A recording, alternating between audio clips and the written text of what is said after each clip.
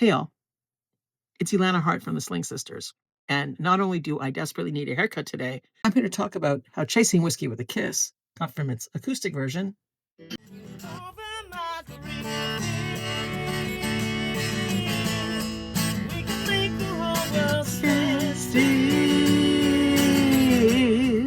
from there to this. So move on that Margaritaville, we can make the whole world stand still from our oasis in the sea. Chasing Whiskey with a Kiss started on Susie's back deck, like many of our songs do, where Susie had an idea that she wanted to write a song that sounded like Margaritaville, and I wanted to write a song that had as much imagery as possible. So we thought it sounded pretty good, and we played it for some people, and they thought it sounded pretty good too. Then one day, when I was online, kind of looking around, I saw that there was an event that was going to happen in Nashville that would put me in front of Desmond Child and allow for his input on whatever song I would bring with me. And you know, I love Desmond Child. Desmond Child is one of the best songwriters of our time. If you don't know who he is, then you really haven't been looking, because this guy has written for everybody from Kiss to Bon Jovi. He's done a bunch of co-writes, Aerosmith. He's written for Cher. He's just done a ton of stuff. He is amazing. And I always said that I would clean his toilet with a toothbrush if I could get in front of him. So I emptied my piggy bank and I bought the ticket and I got a flight and I went to Nashville. So in this environment, Susie and I decided that I was going to bring Chasing Whiskey with a Kiss with me and that we were going to see what happens when it hit Nashville. So for a number of days, I was at this event.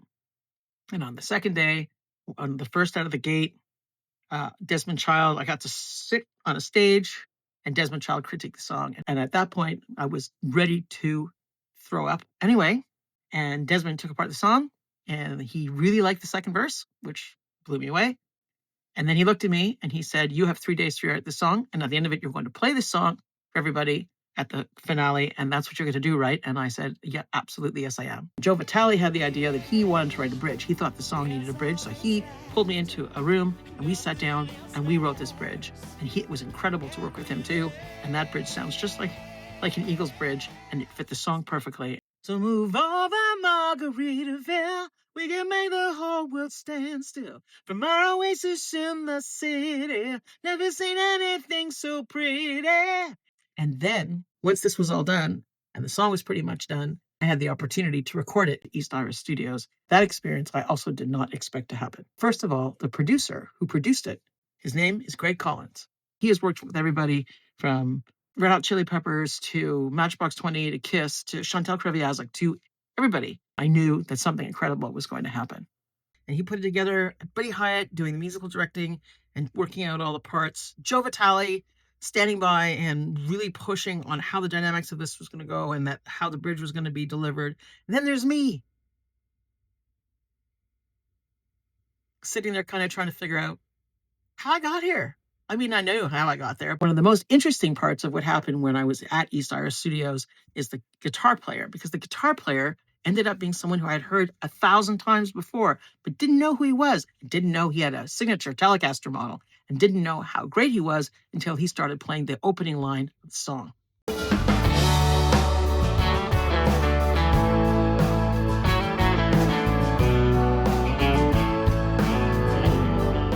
When I finally figured out who all these people are, I freaked out, but then it was too late. So I was already through the session and I was on my way home, which actually in hindsight was pretty smart, because had I known who they were when I was in that room, I probably would have been sitting in the corner and just been like, pop, pop, pop, pop, pop, pop. But I wasn't, because I didn't know.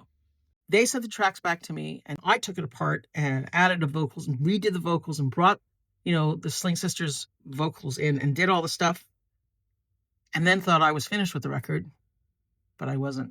And I went down to Studio 259 on the Danforth in Toronto, Canada at DCC. This studio is incredible. It's a tune room. It is unbelievable.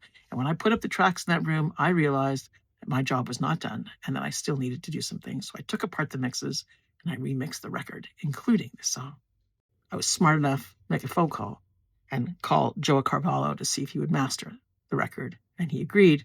And that was the icing on the cake. So this song morphed itself from an acoustic song that was written in a backyard and then in Nashville with all this input, and it became a bigger song and a better song.